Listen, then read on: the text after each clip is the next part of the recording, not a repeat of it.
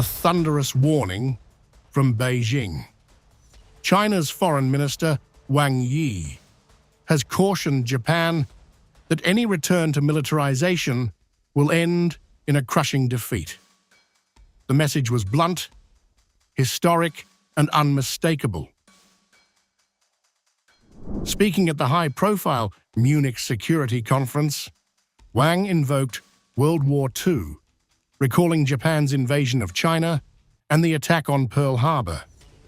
His signal: history is not distant memory.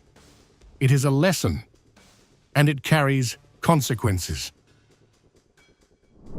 Not long ago, the current Japanese Prime Minister publicly claimed that any contingency in the Taiwan Strait would constitute a so-called survival-threatening situation for Japan to exercise collective self-defense. This is the first time in the 80 years since the war that a Japanese Prime Minister has publicly made such a statement, which directly challenges China's national sovereignty, the post-war international order in which Taiwan was returned to China, and the political commitments Japan made to China. China will certainly not accept this, and neither will the 1.4 billion Chinese people.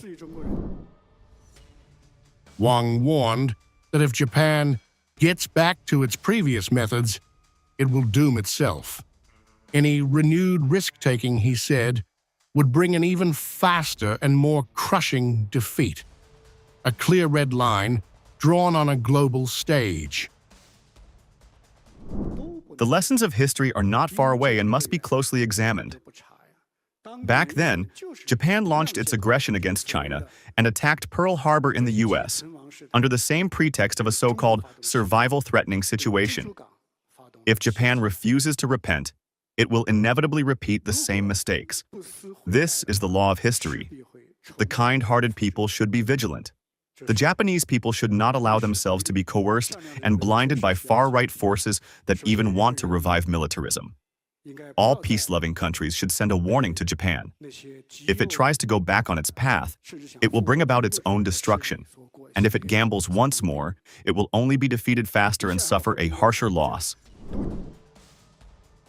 The Chinese diplomat linked his warning directly to Taiwan, criticizing what he called erroneous remarks by Japanese leaders.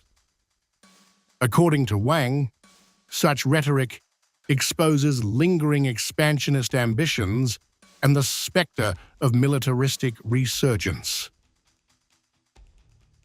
The remarks come amid shifting security dynamics in the Indo-Pacific, where Japan has expanded defense capabilities and deepened strategic coordination with partners. Beijing's message underscores its sensitivity to any moves it interprets as destabilizing.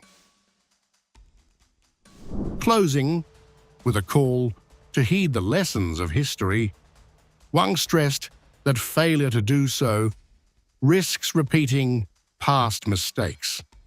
The warning from Munich is clear. In China's view, any path back to militarization would not reshape the region. It would backfire decisively.